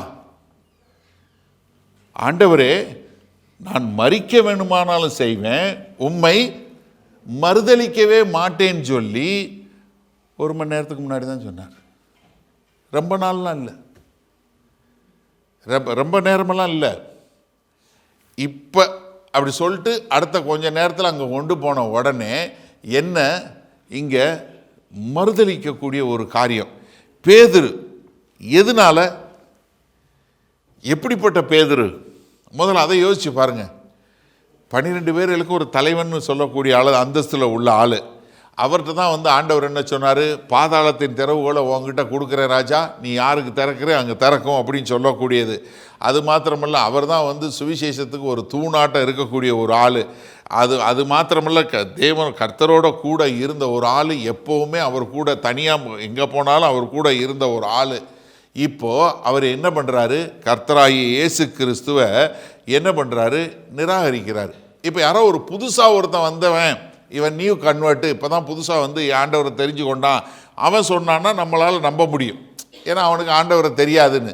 ஆனால் 3 வருஷ காலம் அவர் கூட இருந்து அவர் கூட எல்லாம் பண்ணிட்டு இத்தனைக்கும் கர்த்தர் சொன்னதுக்கு அப்புறமும் கர்த்தரை மறுதலிக்கக்கூடிய ஒரு காரியம். என்ன காரணம்னா, அதாவது இப்போ வந்து நீங்கள் வந்து உங்கள்கிட்ட வந்து ஒரு எக்ஸ்பெக்டடாக நீங்கள் வந்து ஒன்று எதிர்பார்த்து கொண்டு இருக்கும்போது ஒருத்தவங்க வந்து உங்கள்கிட்ட வந்து இந்த கேள்வி தான் கேட்பாங்க அப்படின்னு சொல்லி சொன்னால், நீங்கள் முன்னாடியே உங்கள் மண்டையில் ஒரு கேள்வியை ஓட்டி அதுக்கு பதில் என்ன சொல்கிறதுன்னு சொல்லி ரெடி பண்ணி அந்த பதிலோடு நீங்கள் இருப்பீங்க. அவங்க வந்த உடனே அவங்க கரெக்டாக நான் சொன்ன மாதிரியே கேட்டாங்களே அப்படி நீங்கள் பதிலை சொல்லிடுவீங்க. இப்போ பேதுருக்கு தெரியும்ல, இயேசு தான் சொன்னார்ல, அப்போ அப்படில இருக்கணும். ஆனால் என்னென்னா, எதிர்பாராத போது வரக்கூடிய ஒரு கேள்வி. இப்போ நீங்கள் இன்னொரு கேள்வி கேட்பாங்கன்னு எதிர்பார்த்து போகிறீங்க, அவங்க வேறொரு கேள்வி கேட்டாங்கன்னா நிறைய பேருக்கு முடியாது, நிறைய பேருக்கு பதில் தெரியாது. ஏன்னா என்ன ஆகுன்னா, நம்ம வந்து சில காரியங்களை எதிர்பார்ப்போம், சிலது வந்து எதிர்பார்க்காம இருக்கக்கூடிய ஒரு காரியம். இப்போ பேதுரு வந்து இதை எதிர்பார்த்து கொண்டு தான் இருந்தார், ஏன்னா ஆண்டவர் சொல்லிட்டார் இல்லையா. ஆனால் இப்போ என்ன பண்ணியிருக்கணும், சரியான முறையில் பதில் சொல்லியிருக்கணும். ஆனால் அந்த எங்கே சொல்ல வேண்டிய இடத்துல விட்டுட்டார். எனக்கு இது யோசிக்கும்போது எலியா தீர்க்கதரிசி தான் ஞாபகம் வரும். கார்மேல் மலையில் மேலே 450 பாகால் தீர்க்கதரிசியை ரத்தம் சொட்ட சொட்ட வெட்டிட்டான். எப்படி? எல்லாருக்கு முன்னாடி பயங்கரமான பப்ளிக் டிஸ்பிளே, மேலேருந்து வருது அக்கினி மொத்தத்தையும் அடிச்சுட்டு போகுது, எல்லாம் பயங்கரமான டிஸ்பிளே போடுறான்னு எடுத்து கத்தி எடுத்து 450 பேரை வெட்டுறான். வெட்டி ரத்த கலரியாக எல்லாம் முன்னாடி வந்து மழை வந்து ரதத்துக்கு முன்னாக ஓடி எல்லாம் பண்ணக்கூடிய ஆள். வேற ஒன்றும் இல்லை, எசபேல்னு ஒரு அம்மா உன்னைய கொன்னே போடுவேன்னு சொன்ன உடனே அவ்வளோதான், சூரச்செடி கீழே போய் உட்காந்து அழுகிறான். 40 நாள் ஆண்டவரான்னு யோசிச்சு பாருங்களேன். ஏன்னா 450 பேரை நீ சமாளிச்ச சர்வசாதாரணமாக. அதே மாதிரி தான் அங்கே பேதுரு என்ன பண்ணியிருக்கணும், டெஃபினட்டாக அதை பண்ணியிருக்கணும். ஏன்னா அவர் வந்து எவ்வளோ பெரிய ஒரு காரியம் வச்சுருக்கணும். ஆனால் பேதுரு என்ன பண்ணுறாரு, இந்த பேதுரு என்ன இப்போ தான் மேல் வீட்டு வரையில் கர்த்தரோடு இருந்தார், இவ்வளோ பெரிய வாக்குத்தத்தங்களை கேட்டிருக்காரு, கர்த்தருடைய ஜெபத்தை கேட்டிருக்கிறாரு. அது மாத்திரமல்ல, அவர் தான் வந்து எல்லாத்துக்கும் வந்து இது பண்ணக்கூடிய ஒரு காரியத்தில் இருந்திருக்கிற, எல்லாம் செய்து கொடுக்கக்கூடிய ஒரு காரியம். அது மாத்திரமல்ல, இங்கே வந்து பயங்கரமான ஒரு பெருமையில் ஒரு இது வேற சொல்லியிருக்கிறாரு. என்ன இதெல்லாம் செஞ்சாலும் இந்த பேதுரு, இவ்வளவு தூரம் செஞ்ச ஒரு பேதுரு என்ன வந்துட்டார், அவருக்கு இப்படி ஒரு சூழ்நிலை வந்த உடனே என்ன மறுதலிச்சிட்டார். காரணம் என்ன தெரியுமா, நான் விழமாட்டேன். அவரை பொறுத்தளவுக்கு என்னென்னா, ஐ வில் நாட் ஃபால், ஐ ஆம் இன்வின்சிபிள். நானா சான்ஸே கிடையாதுங்க. பவுல் அழகாக எழுதுறாரு, 1 கொரிந்தியர் 10:12 சொல்லும்போது சொல்றாரு. ஏன்னா நமக்கு எழுதும்போது சொல்லும்போது என்ன சொல்லி எழுதுறாரு, இப்படி இருக்க தன்னை நிற்கிறவன் என்று எண்ணுகிறவன் விழாதபடிக்கு எச்சரிக்கையாயிருக்க கடவன். நல்லா தெரிஞ்சு கொள்ளுங்க. இப்படிப்பட்ட ஒரு சூழ்நிலை வரும்போது நிற்கிறேன்னு நின்ன பெரிய பெருமையில் தைரியத்தில், தன்னுடைய சுய தைரியத்தில் நின்ன பேதுரு டொமால்னு கீழே விழுந்துட்டார். நீங்கள் யாராக இருந்தாலும் சரி, நான் என்னை ஒன்றுமே அஃபெக்ட் பண்ணாது, நான் இதே கிடையாது, நான் எல்லாத்துக்கும் அப்படின்னு சொல்லி நீங்கள் நின்னீங்கன்னா நிச்சயமாக நீங்கள் விழுந்துருவீங்க. நீ யாராக இருந்தாலும் சரி, நான் எதுக்குமே விழமாட்டேன், நான் அதுக்கே இல்லை அப்படின்னு சொல்லி நினைக்கவே நினைக்காதீங்க. இன்னொரு காரியமும் சொல்லி கொடுக்குறேன், நல்லா தெரிஞ்சு கொள்ளுங்க. அதாவது உங்கள் ஒரு கிறிஸ்தவனுடைய ஆவிக்குரியவனுடைய உண்மையான கேரக்டர் என்னன்னா, it is is involuntary reaction. அதாவது நீங்கள் எதிர்பாராத ஒரு சூழ்நிலையில் நீங்கள் எப்படி பிஹேவ் பண்ணுறீங்கிறதான் நீங்கள் உண்மையிலே கிறிஸ்தவனா இல்லையா என்று அடையாளம் காட்டி கொடுக்கும். எதிர்பார்த்து கொண்டு இருக்கும்போது இல்லை. அதாவது சாதாரணமான வாழ்க்கையில் நீங்கள் இப்போ போய்கிட்டு இருக்கீங்க, டிராஃபிக்கில் உங்களை ஒருத்தன் கட் பண்ணிட்டான், இல்லை நீங்கள் செஞ்சது ஒரு இது பண்ணிட்டான், டக்குன்னு வருது பாருங்கள், உங்களை அறியாமல் ஒரு ஆக்ஷன் வருது பாருங்கள், அதுதான் உங்கள் கேரக்டர். எப்படி உங்களுக்கு ஒரு பெரிய ப்ரெஷர் வந்த உடனே நீங்கள் எப்படி ரியாக்ட் பண்ணுறீங்க, நீங்கள் உங்கள்கிட்ட இருந்து என்ன வெளியே வருது இல்லையா, அதுதான் உங்களுடைய கேரக்டர். ஏன்னா நீங்கள் மீதி எல்லாரும் பார்க்கும்போது எல்லாரும் இது பண்ணும்போது செய்யக்கூடிய காரியம் வந்து உங்களுடைய இது கிடையாது. ஒரு உண்மையான ஆவிக்குரிய கிறிஸ்தவனுடைய கேரக்டருங்கிறது தான். What is your involuntary reaction? ஏன்னா நீங்கள் வந்து என்ன உள்ளுக்குள்ளே வச்சுருக்கீங்க, அதனால தான் உங்களுடைய எண்ணங்கள், உங்களுடைய செயல்கள், உங்களுடைய சிந்தை எல்லாமே எதில் இருக்கணும்னா தேவனுடைய வார்த்தையில் இருக்கணும். அப்போ தான் என்ன வரும், உங்களுடைய ரியாக்ஷன் வந்து என்ன வரும், நீங்கள் வந்து கரெக்டான முறையில் செய்யக்கூடிய ஒரு காரியம். ஏன்னா இங்கே வந்து பேதுரு வந்து என்ன, அவர் எதிர்பாராத நேரத்தில் டக்குன்னு ஒரு வேலைக்காரி வந்து எல்லாரும் முன்னாடி கேட்டுட்டான். He was god of god. எதிர்பார்க்கல, நான் விழுந்துட மாட்டேன் அப்படின்னு நினச்சாரு. ஏன்னா அவர் வந்து இதுக்கு என்னவா இல்லை, ப்ரிப்பேர்டாகவே இல்லை. இது வந்து அவர் பேதுருவோட வாழ்க்கையில் வந்து பார்க்கும்போது அவருடைய ஸ்ட்ராங் ஈகோ, ஏன்னா அவருக்கு பெரிய ஈகோ, நான் அதான் பிரச்சனை. பயங்கரமான ஒரு ஈகோ.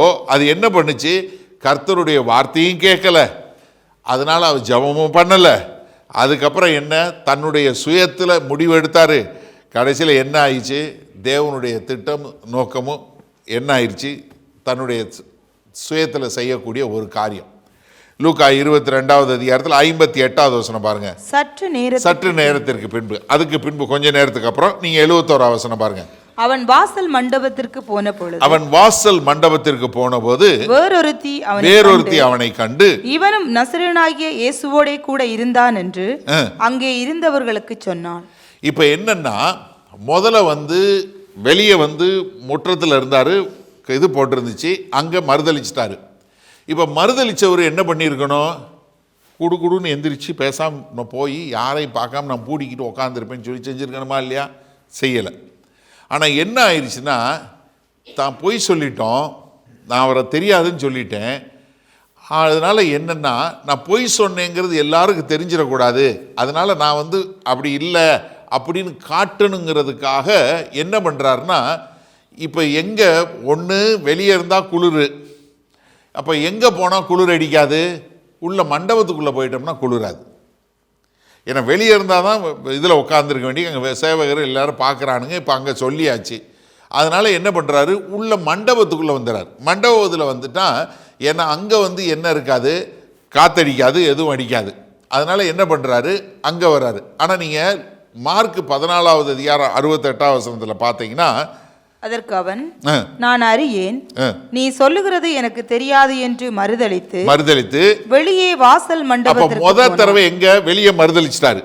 வெளியே மறுதலித்து அவன் வாசல் மண்டபத்துக்கு போனான். அப்பொழுது சேவல் கூவிற்று. முதல் தடவை கூவிருச்சு, என்ன 1 மணிக்கு கூவிருச்சு. இப்ப என்ன, முதல் என்ன பண்றாரு, வெளியே இருந்து சொல்லிட்டாரு, குளிர்னு சொல்லி உள்ள வாசல் மண்டபத்துக்கு வர்றாரு. முதல் முறை வெளியே சொல்லிட்டாரு, இப்போ வாசல் மண்டபத்துக்குள்ளே வந்துட்டார். இப்போ வாசல் மண்டபத்துக்குள்ளே வந்த உடனே இப்போ மறுபடியும் 71வது வசனம் பாருங்களேன். வேறொருத்தி, தமிழில் வேறொருத்தின்னு போட்டிருக்கு. நீங்கள் ஆங்கில இதில் கிரேக்க மொழியில் பார்த்தீங்கன்னா ஆலோஸ் என்று சொல்லக்கூடிய பதம். ஏன்னா நம்ம பரிசுத்த ஆவியரை பற்றி சொல்லும்போது ஆலோஸ் பேராக்லிட்டாஸ், என்னை போல வேறொருவன். இப்போ என்னன்னா, இதே மாதிரி இன்னொரு வேலைக்காரி. அப்படின்னா என்ன, வாசல் காக்கிற வேலைக்காரி, டோர்மெய்டு, கதவு திறக்கிற டோர்மெய்டு. இப்போ இதே மாதிரி இன்னொரு வேலைக்காரி என்ன பண்றா, இவனும் நசரேயனாகிய இயேசுவோடே கூட இருந்தான் என்று அங்கே இருந்தவர்களுக்கு சொன்னான். இவளும் அதே வார்த்தை சொல்றா. என்ன, ஒரு மரியாதை இல்லாமல் இவன் தரம் தாழ்ந்தவன் என்று சொல்லக்கூடியதா, நசரேயனாகிய இயேசுவோட கூட இருந்தான். 2வது முறை சொல்றான். நீங்கள் லூக்கா 22 58 வசனத்துடைய வாசிக்கலாம். சற்று நேரத்துக்கு பின்பு வேறொருவன் அவனை கண்டு. இப்போ நீங்கள் பாருங்களேன், வேறொருத்தி அங்கே பார்த்தோம், இங்க வேறொருவன் அவனை கண்டு நீயும் அவர்களில் ஒருவன் என்றான். அதற்கு பேதுரு மனுஷனே நான் அல்ல என்றான். அப்ப என்னன்னா 71வது வசனத்துல வேறொருத்தின் இருக்கு, இங்க வேறொருவன். அப்ப என்னன்னா இந்த ரெண்டாவது மறுதலிக்கக்கூடிய சீன்ல என்னன்னா, அதாவது ஒரு வேலைக்காரியும் சொல்றா, உடனே அங்க இருந்த ஒரு வேலைக்காரன் அதே நேரத்தில் இன்னொரு மனுஷனும் சொல்றான். இது ரெண்டு மறுதலிப்பு இல்லை. நீங்க இது ரெண்டாவது மறுதலிப்பு என்னன்னா, அந்த வேலைக்காரி சொன்ன உடனே இன்னொருத்தனும் சொல்கிறான், ஆமாம் நீ அவங்க கூட தான் இருந்த. அதாவது ஒரே நேரத்தில் நடக்கக்கூடிய என்கவுண்டர். நீங்கள் நல்லா புரிஞ்சுக்கொள்ளுங்க. ஏன்னா அவன் வந்து ரெண்டாவது வேலைக்காரியும் இன்னொரு அது மூணாவது கிடையாது. ஒரே நேரத்தில் மண்டபத்துக்குள்ளே ஒரு வேலைக்காரியும் சொல்கிறா, அதே சமயத்தில் இன்னொருத்தனும் சொல்கிறான். ரெண்டு பேரும் சேர்ந்து என்ன சொல்கிறாங்க, நீ நசரேனாகிய இயேசுவோடு இருந்தவன் அப்படின்னு சொன்ன உடனே 72வது வசனம் பாருங்க. அவனோ பேதுருவோ அந்த மனுஷனை நான் அறியேன் என்று ஆணையிட்டு மறுபடியும் என்ன பண்றான், ஆணையிட்டு. இப்ப இயேசு கிறிஸ்து வந்து பிரதான ஆசாரியர் முன்னாடி நிற்கும் போது பிரதான ஆசிரியர் கேள்வி கேட்கிறார், இயேசுவோ பேசாமல் இருக்கிறார். அப்ப என்ன பண்றாரு, 63வது வசனத்துல பிரதான ஆசாரியர் ஜீவனுள்ள தேவனை கொண்டு நான் கேட்கிறேன், நீ பதில் சொல்லுன்னு சொன்ன உடனே ஆணையிட்டு சொல்றேன் உடனே இவர் பதில் சொல்றாரு இல்லையா. அதை ஆணையிட்டுனா என்னன்னா, தேவன் பேர்ல ஆணையிட்டு நீ சொல்லுன்னு சொல்ல. இப்ப பேதுரு என்ன பண்றாரு, தேவன் பேர்ல ஆணையிட்டு என்ன பண்றாரு, அவரை அறியேன்னு சொல்றாரு. முதல்ல அறியேன்னு சொன்னது ஒரு பொய். அந்த பொய்யை மறைக்கிறதுக்கு இன்னொரு பொய், அந்த பொய் இந்த பொய் மேல வருது. பொய் சொல்லிட்டேன், ஆனால் நான் பொய் சொல்லலைன்னு சொல்லி இன்னொரு பொய் சொல்கிறேன். புரியுதா? முதல்ல நான் பொய் சொல்லிட்டேன் தெரியாதுன்னு, நான் பொய் சொன்னேங்கிறது பொய் சொல்லலைன்னு சொல்கிறதுக்கு இன்னொரு பொய்யை சொல்லி. அப்போ என்ன, முதல்ல ஒரு லை, இப்போ டபுள் லை. ஏன்னா பார்த்தீங்களா, அவர் சொல்லக்கூடிய என்ன ஆணையிட்டு அப்படின்னா என்ன சொல்கிறாரு, பிதாவாகிய தேவனுடைய நாமத்தை கொண்டு சொல்கிறேன், அதனால என்ன, நான் பொய் சொன்னால் என்னைய கர்த்தர் தண்டிக்கட்டும் அப்படின்னு சொல்லக்கூடிய ஒரு காரியம். எப்படிங்க? ஏன்னா முதல் மறுதளிச்சதை காட்டில் ரெண்டாவது மறுதளிச்சு ரொம்ப மோசமான மறுதளிப்பு. ஏன்னா முதல்ல சொல்லும் போது சும்மா தான் தெரியாதுன்னு சொன்னார்.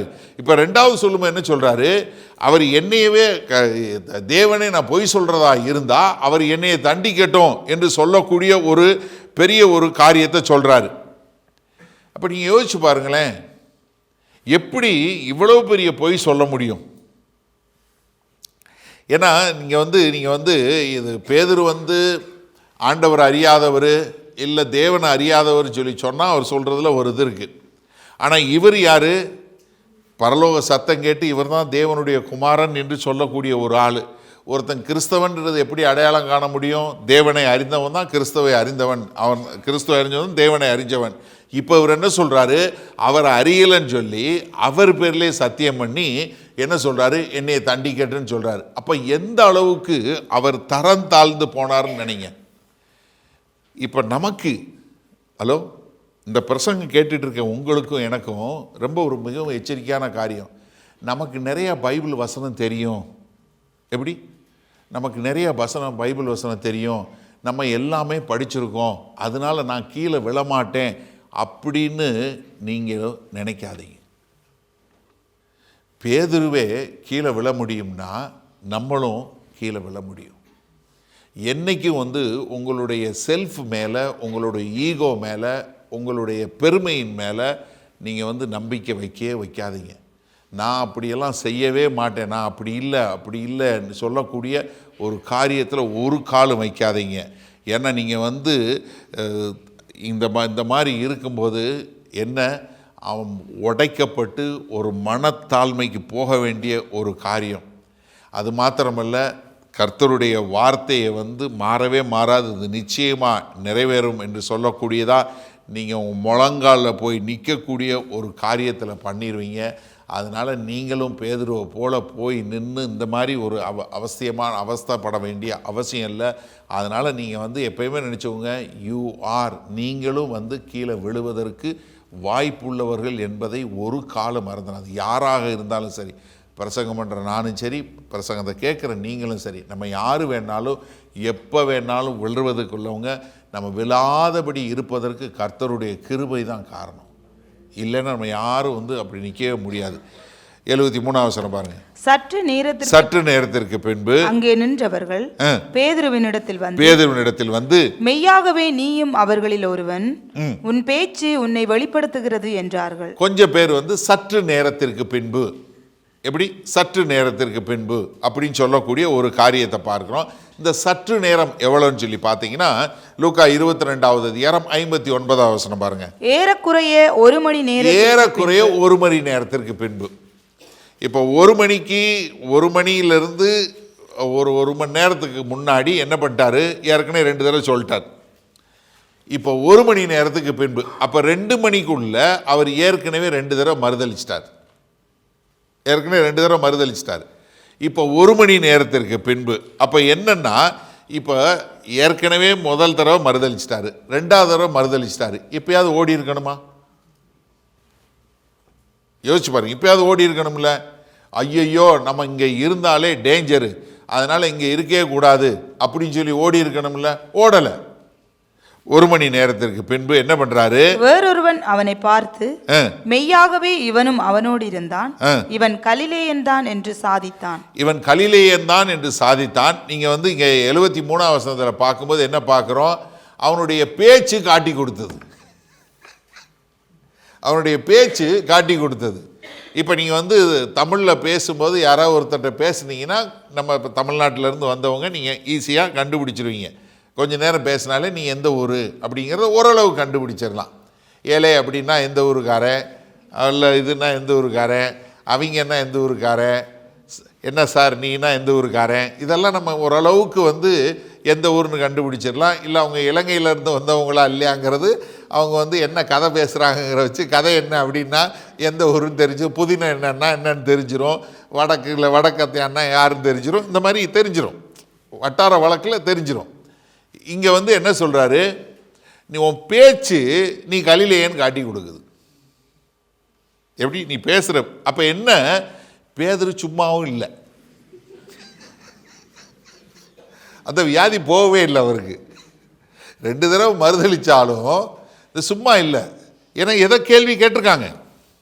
இல்லைன்னா அவன் பேச்சு எப்படி தெரியும், இல்லை ரொம்ப சூடாக இருக்குது, ரொம்ப குளிராக இருக்குது, இதாக இருக்குது, அதாக இருக்குன்னு ஏதோ கேட்டிருக்கணும். அதனால் இவர் என்ன பண்ணுறாரு, இவர் பேசுகிறது அங்கே கேட்டுருச்சு. இதில் யார் இதெல்லாம் சேர்ந்து சொன்னான்றது யோவான் ஒரு தகவல் சொல்கிறாரு பாருங்க. யோவான் 18வது அதிகாரத்தில் 26வது வசனம் பாருங்களேன். பிரதான ஆசாரியனுடைய வேலைக்காரரில் பேதுரு காதர வெட்டினவனுக்கு இனத்தானாகிய ஒருவன் அவனை நோக்கி, எது மல்குஸோட சொந்தக்காரன் ஒருத்தன் சொல்கிறான், எங்கேயும் தப்பிக்க முடியாது. இங்க மல்குஸோட சொந்தக்காரன் என்ன சொல்றான், இனத்தானாகி அவன் என்ன சொல்றான், நான் உன்னை அவனுடனே கூட தோட்டத்தில் காணவில்லையா என்றான். கொஞ்சம் பேர் சொல்லும் போது மல்குஸோட சொந்தக்காரன் சொல்லிட்டான், உன்னைய நான் தோட்டத்தில் பார்த்தனே அவர் கூட. இப்போ என்ன சொல்லியிருக்கணும், ஏன் இவ்வளோ பெரிய பயம், நான் மறுதளிக்க மாட்டேன், நான் ஜீவனையும் கொடுப்பேன், மறுதளிக்க மாட்டேன்னு சொன்னால் பேதுரு என்ன தெரியுமா செய்கிறாரு, இதுக்கும் கீழே போகவே முடியாது. அவர் செய்யக்கூடிய காரியம் பாருங்க. 74 வசனம் பாருங்க. அப்பொழுது பேதுரு அந்த மனுஷனை அறியேன் என்று சொல்லி, யாரு அந்த மனுஷன், இயேசு என்ன சொல்றாரு, அந்த மனுஷனை அறியேன் என்று சொல்லி சபிக்கவும். எப்படி சபிக்க, நீங்கள் இந்த கிரேக்க மொழியில் பார்த்தீங்கன்னா காட்டா தெமாத்திஸ் என்று சொல்லக்கூடிய ஒரு பதம், அதாவது என் மேலே சாவு வரட்டும்னு சொல்லக்கூடிய ஒரு காரியம். எப்படி சபிக்கிறதுக்கு என்ன, அந்த மாதிரி அவ்வளோ ஒரு மோசமான ஒரு சபிக்கவும் சத்தியம் பண்ணவும் தொடங்கினான். எப்படி ரொம்ப, அதாவது மேலே அப்படி பண்ணக்கூடிய ஒரு காரியம். என்ன சொல்கிறாரு, கர்த்தர் என்னைய கொல்லட்டும், கர்த்தர் என் மேலே ஆக்கினை தீர்ப்பை கொண்டு வரட்டும், நான் பொய் சொன்னேன்னா. எப்படி எவ்வளோ பெரிய ஒரு காரியம் பாருங்க. தெரியாதுன்னு சொல்கிறது ஒன்று, முதல்ல ஒரு பொய் சொன்னார், 2வது பொய்யை மறைக்க இன்னொரு பொய் சொல்லி டபுள் லை சொன்னார். இப்போ என்ன பண்ணுறாரு, சபிக்கக்கூடியவரா தான் மேலே இப்படிப்பட்ட ஒரு சாபம் வரட்டும் அப்படின்னு சொல்லக்கூடிய சபிக்கவும் தொடங்கக்கூடியவரா சபிக்கவும் சத்தியம் பண்ணவும் தொடங்கினான். இது நமக்கு நம்மளால ஒரு நம்ப முடியுதா? இப்போ ஒரு 2-3 மணி நேரம் முன்னாடி வரைக்கும் கர்த்தராகி இயேசு கிறிஸ்துவோடு கூட இருந்தவர், ஒன்னா சாப்பிட்டவர், கூட இருந்த ஒரு ஆளு இப்ப என்ன சொல்றாரு? சபிக்கவும் சத்தியம் பண்ணவும் தொடங்கினான். அடுத்து பாருங்களேன், அதே வசனத்துல உடனே சேவல் கூவிற்று. உடனே சேவல் கூவிற்று. 3 மணி ஆயிடுச்சு. கர்த்தர் சொன்ன மாதிரி சேவல் கூவுறதுக்கு முன்னாடி 3 முறை நீ என்னை மறுதலிப்பன்னாரு. கரெக்டாக மறுதலிச்சிட்டாரு. கர்த்தர் சொன்னது நடைபெற்றது. இப்போ லூக்கா 22:61 வசனம் பாருங்க. அப்பொழுது கர்த்தர் திரும்பி பேதுருவை நோக்கி பார்த்தார். அப்பொழுது கர்த்தர் திரும்பி பேதுருவை நோக்கி பார்த்தார். என்ன ஒரு காரியம் பாருங்களேன். திரும்பி பார்க்குறாரு, பேதுருவை பார்க்கக்கூடியது. பேதுருவும் கர்த்தர் கண்களும் ஒன்னோட ஒன்று வரக்கூடிய ஒரு காரியம். எப்படி? நீங்கள் ஒரு நிமிஷம் கற்பனை பண்ணி பாருங்களேன். இயேசு கிறிஸ்துவை அடிக்கிறாங்க, காரி துப்புறாங்க, கண்ணை கட்டி அடிக்கிறாங்க.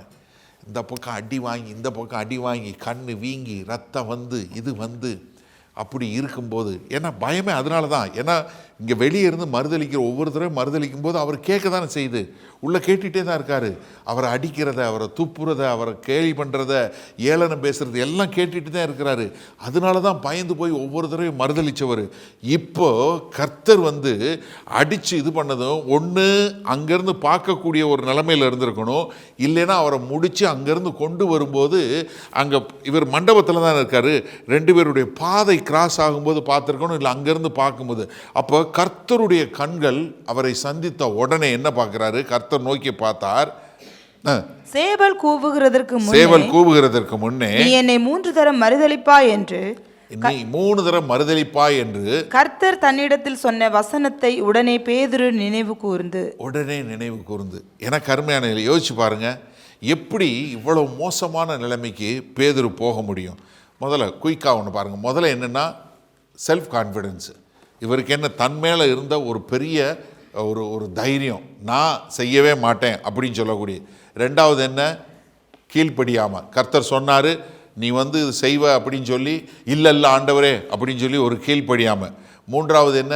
ஜெபம் பண்ண சொன்னார், ஜெபம் பண்ணலை, ஜெபம் பண்ணவே இல்லை. எங்கே ஜெபம் பண்ணுமோ அங்கே ஜெபம் பண்ணல. 4வதா என்ன? சுயமாக தான் என்ன செய்ய நினைக்கிறாரோ அது செய்யக்கூடியதா. அடுத்தது என்ன? காம்ப்ரமைஸ். எங்கே இருக்கக்கூடாதோ அங்கே இருக்கிறது. 1வது சங்கீதம் நமக்கு எல்லாருக்கும் தெரியும். முதல் வசனம் என்ன? துன்மார்க்கருடைய ஆலோசனையில் நடவாமலும் பாவிகளுடைய வழியில் நில்லாமலும் உட்காரும் இடத்தில் உட்காமரும். 3 நின்னாரா? எங்கே நின்னாரு? எங்கே உட்கார்ந்தாரு? எங்கே நடந்தாரு? தெரியுதா? என்ன தன்னை அங்கே கொண்டு போய் போடுறாரு. இந்த வேலையை செஞ்சிருக்கவே கூடாது. ஆனால் என்ன பண்ணுறாரு பேதுரு? இங்கே கர்த்தர்கிட்ட கர்த்தர் பார்த்த உடனே என்ன பண்ணுறாரு? அவருக்கு என்ன வருது? அவர் மனம் திரும்பக்கூடிய ஒரு காரியம். ஏன்னா அங்கே நீங்கள் பார்த்தீங்கன்னா அவருடைய உண்மையான பேதுரு யாருங்கிறது அவருடைய மறுதலிப்பில் இல்லை, அவருடைய மனம் திரும்புதலில் தான் நம்ம பார்க்க முடிகிறது. பேதுரு என்ன பண்ணுறாரு? போய் மனம் கசந்து அழுது என்ன பண்ணுறாரு? தன்னை கர்த்தர் மறுபடியும் எடுத்து கட்ட வேண்டும் என்று சொல்லக்கூடியதாக. இந்த ஒன்று தான் யூதாஸுக்கும் பேதுருக்கும் உள்ள ஒரு வித்தியாசம். பேதுரு என்ன பண்ணார்? மனம் கசந்து அழுது மனம் திரும்பினார். ஆனால் யூதாஸ் என்ன பண்ணார்? மனம் கஷ்டப்பட்டார், அவ்வளோதான். ஆனால் அவர் என்ன பண்ணலை? மனம் திரும்பவில்லை. ஆனால் அதில் என்ன தெரியுமா? இது 2க்குள்ள வித்தியாசம் என்ன தெரியுமா? ஏன்னா பேதுருக்கு கர்த்தர் ஜெபம் பண்ணார், யூதாஸுக்கு பண்ணலை. முதலே சொல்லும்போது என்ன? பிசாசனுடைய மகன் என்று சொல்லக்கூடியதாக. ஏன்னா லூக்கா 22:32 ஆண்டவர் சொல்லும்போது என்ன சொல்றாரு? நானும் உன் விசுவாசம் ஒளிந்து போகாதபடிக்கு உனக்காக வேண்டிக் கொண்டேன். நீ குணப்பட்ட பின்பு உன் சகோதரரை கர்த்தர் சொல்றாரு, நான் உனக்காக வேண்டிக் கொண்டேன், அதனால நீ குணப்பட்ட பின்பு உன் சகோதரர் இது பண்ணு. 75வது வசனம் பாருங்க. அப்பொழுது பேதுரு சேவல் கூவுகிறதற்கு முன்னே நீ என்னை 3 தரம் மறுதலிப்பாய் என்று இயேசு தன்னிடத்தில் சொன்ன வசனத்தை நினைத்து கொண்டு என்னத்தை என்ன செய்யறாரு? இயேசு கிறிஸ்து சொன்ன வசனத்தை நினைவு கூறுகிறார். நீ என்னைய 3 தடவை மறுதலிப்பன்னு சொல்லி சொன்னதை முதல்ல நினைவு கூறுகிறார். என்ன போனாரு? வெளியே போய். ஆனா என்னன்னா, நீங்க சுவிசேஷ நூல் வாசிச்சீங்கன்னா எங்கே போனார்னு இருக்காது. He went somewhere private. முதல்ல போகல. ஆனால் இப்போ என்ன பண்ணுறாருன்னா, மனம் திரும்புதல் எனக்கு அருமையான நல்லா தெரிஞ்சுக்கொள்ளுங்க. மனம் திரும்புதல் எல்லாருக்கும் முன்னாடி பண்ணுவது மாத்திரம் இல்லை. நீங்கள் தனிப்பட்ட முறையில் நீங்கள் தனியாக இருந்து நீங்கள் மனம் கசந்து அழக்கூடியதான். முதல்ல என்ன பண்ணார்? அவர் மனம் திரும்பினார். என்ன பண்ணார்? நினைத்து கொண்டார். 2வது தனியாக போனார். 3வது என்ன பண்ணார்? மனம் கசந்து அழக்கூடிய ஒரு காரியம். ஆனால் என்ன தெரிஞ்சு கொள்ளுங்களேன், நம்மளுடைய பாவத்தை குறித்து சொல்லுவது அல்ல. நம்ம எப்போ தெரியுமா மனம் திரும்புவோம்? பாவத்தினால் அல்ல, கர்த்தர் யார் என்று அறிந்து கொள்ளும் போது தான் நம்ம மனம் திரும்புவோம். நம்மளுடைய ஊழியம் பாவத்தை குறித்து சொல்லுவதில் கர்த்தர் யாருன்னு சொல்கிறோம். கர்த்தர் யாருன்னு சொல்ல என்ன ஆகுது? ஆட்டோமேட்டிக்காக ஒரு பாவி மனம் திரும்பக்கூடிய ஒரு காரியத்தை நம்ம அங்கே பார்க்கக்கூடியதை பார்க்குறோம். ஆனால் இதோட முடியல பேதுருவோட இது. பேதுரு என்ன ஆனார்? இந்த பாடம் கற்றுக்கிட்டாரா? யோவான் 21வது அதிகாரத்தில் பார்க்குறோம். கலிலேயா கடலில் மறுபடியும் போய் அவங்க மீன் பிடிக்க போயிடறாங்க. 7 பேரை கூப்பிட்டு போயிடறாங்க. அங்கே கர்த்தர் வராரு. கர்த்தர் பேதுருக்கிட்ட கேட்குறாரு, இப்போ மீனை பிடிங்கன்னா மீன் கிடைச்சா இல்லைங்கிறாங்க. வலையை இந்த பக்கம் போடுங்கன்றாரு. போட்ட உடனே பெருசாக மீன் கிடைக்கிது. உடனே உடனே வேட்டியை கட்டாமல் ஓடி வர்றாரு. தண்ணியில் குதித்து ஓடி இயேசுக்கிட்ட வர்றாரு. அங்கே இயேசு கிறிஸ்து ஏற்கனவே மீன் போட்டு சுட்டு எல்லாம் வச்சிருக்கிறாரு. அப்போ கேட்குறாரு, பேதுருவே, இதை காட்டிலும் என்னை நேசிக்கிறாயா? 3 முறை கேட்குறாரு. 3 முறை பேதுரு என்ன சொல்கிறாரு? ஆண்டவரே, நான் நேசிக்கிறேன். 3 முறை என்ன சொல்கிறாரு? ஆண்டவர், என் ஆடுகளை மேய்ப்பாயாக, என் ஆடுகளை மேய்ப்பாயாக, என் ஆடுகளை மேய்ப்பாயாக. பேதுரு கற்றுக்கொண்டாரா அந்த பாடத்தை? கர்த்தர் சொல்லி கொடுத்த பாடத்தை கற்றுக்கொண்டாரா? கற்றுக்கொண்டார். 2 பேதுரு அவர் எழுதுகிற வசனம் நிருபத்தில் 2 பேதுரு 3வது அதிகாரத்தில் கடைசி 2 வசனங்கள் 17-18 வசனம் பாருங்க. ஆதலால் பிரியமானவர்களே, இவைகளை முன்னமே நீங்கள் அறிந்திருக்கிறபடியால் அக்கிரமக்காரருடைய வஞ்சகத்திலே நீங்கள் இழுப்புண்டு உங்கள் உறுதியில் இருந்து விலகி விழுந்து போகாதபடிக்கு எச்சரிக்கையாயிருந்து நம்முடைய கர்த்தரும் இரட்சகருமாகிய இயேசு கிறிஸ்துவின் கிருபையிலும் அவரை அறிகிற அறிவிலும் வளருங்கள். அவருக்கு இப்பொழுதும் என்றென்றைக்கும் மகிமை உண்டாவதாக. ஆமேன். என்ன எச்சரிக்கையாயிருங்க, அவரை அறிகிற அறிவில் வளர்ந்து கொள்ளுங்கள். எனக்கு அருமையானவர்களே, கர்த்தரை அறிகிற அறிவில் வளரும்போது உங்களுடைய மனம் திரும்புதல் ஒரு பூரண மனம் திரும்புதலாய் கர்த்தர் உங்களையும் எடுத்து பயன்படுத்த முடியும். There is no place that you cannot return back. இந்த செய்தியை கேட்டுக்கொண்டு இருக்கிற நீங்கள் திரும்பி வர முடியாத நிலைமையில் யாருமே கிடையாது. இன்றைக்கு நீங்கள் மனம் திரும்பி, ஆண்டவரே, நான் உம்மோடு இசைந்து வாழ விரும்புகிறேன், என்னை மன்னியுங்க அப்படின்னு சொல்லி மனம் திரும்பி வரும்போது கர்த்தர் உங்கள் பாவங்களை மன்னித்து உங்களை ஏற்றுக்கொள்ளக்கூடிய ஒரு நல்ல தேவனாய் இருக்கிறார். நம்ம இப்போ ராபோஜன பந்தியில் கலந்து கொள்ள போகிறோம். இந்த கர்த்தருடைய திருவிருந்தில் கலந்து கொள்ள போகிறோம். எனக்கு அருமையான சகோதரனே, சகோதரியே, இன்றைக்கு உங்களை நீங்களே சோதித்து பாருங்கள். எந்த இடத்துல நீங்கள் மனம் திரும்ப வேண்டிய ஒரு இடத்துல இருக்கிறீங்கன்னு சொல்லி, அப்பொழுது கர்த்தர் உங்களுடைய மனம் திரும்புதலை முழுமையாக ஏற்றுக்கொண்டு உங்கள் பாவங்களை கழுவி உங்களை சுத்திகரித்து அவருக்கென்று எடுத்துக்கொள்வார். மகா கிருபையும் இரக்கம் நிறைந்த எங்கள் அன்பின் தகப்பனே, கர்த்தாவே, இந்த அருமையான நல்ல காலை வேலை காய்மை நன்றியோடு துதிக்கிறோம். இதோ பேதுரு மறுதலித்த பேதுருவை எடுத்து கட்டி, ஆண்டவரே, இதோ பேதுருவை இந்த சபையின் தலைவராக கொடுத்து பெரிய ஒரு எழுப்புதலை கொடுத்தீங்க. அதே போல் ஆண்டவரே, இன்றைக்கு இந்த செய்தியை கேட்டுக்கொண்டு இந்த திருவிருந்தில் கலந்து கொள்ளப் போகிற ஒவ்வொருவரும், ஆம் ஆண்டவரே, உம்முடைய வார்த்தையின்படி மனம் திரும்பி உம்மை முழுமையாய் ஏற்றுக்கொண்டு உமக்கென்று வாழ எங்கள் தேவன் கிருபை பாராட்ட வேண்டுமாய் மீட்பெரும் இரட்சகருமாகிய இயேசு கிறிஸ்துவின் மூலம் ஜெபிக்கிறோம் வல்ல பிதாவே, ஆமென். உங்களில் யாருக்காவது ஜெப தேவைகள் இருக்குமானால் நீங்கள் உங்களுடைய வீடுகளில் உங்கள் கதவை பூட்டி நீங்கள் ஆண்டவரை நோக்கி ஜெபம் பண்ணுங்கள். உங்களுடைய எல்லா விதமான பலவீனங்களை குறித்து தெரிந்து வைத்திருக்கிற தேவன், எப்போதும் ஜீவன் உள்ள தேவன், உங்களுடைய ஜெபங்களை கேட்டு உங்களுக்கு பதில் கொடுப்பார். நீங்கள் வேற ஒரு ஆள்கிட்ட போகணும், வேற ஒருத்தவங்கிட்ட போய் ஜெபத்துக்கு போகணும்னு அவசியம் இல்லை. நீங்கள் ஜெபம் பண்ண ஆண்டவராகிய இயேசு கிறிஸ்துவை ஏற்றுக்கொண்ட எல்லாரும் பிதாவாகிய தேவன்கிட்ட ஜெபம் பண்ணால் அந்த ஜெபத்தை கேட்டு பதில் கொடுக்கக்கூடிய அன்புள்ள பரமபிதா தான் நமக்கு இருக்கிறாரு. அதனால் தைரியமாக நீங்கள் ஜெபம் பண்ணுங்க. அதே சமயத்தில் இன்னொரு காரியமும் நாங்கள் சொல்கிறோம், எங்களுக்காய் ஜெபம் பண்ணுங்க. ஏன்னா வேத வசனத்தில் அதான் சொல்லியிருக்கு, நீங்கள் எந்த ஊழியக்காரரையும் ஜெபம் பண்ண போங்கன்னு சொல்லலை, ஆனால் ஊழியக்காரருக்காக ஜெபம் பண்ண சொல்லியிருக்கு. நாங்கள் தைரியமாக தேவனுடைய வார்த்தை இன்னும் அதிகமாய் பிரசங்கிக்க எங்களுக்காய் நீங்கள் ஜெபிக்கும்படி கேண்டிக் கொள்கிறேன். ஆமேன்.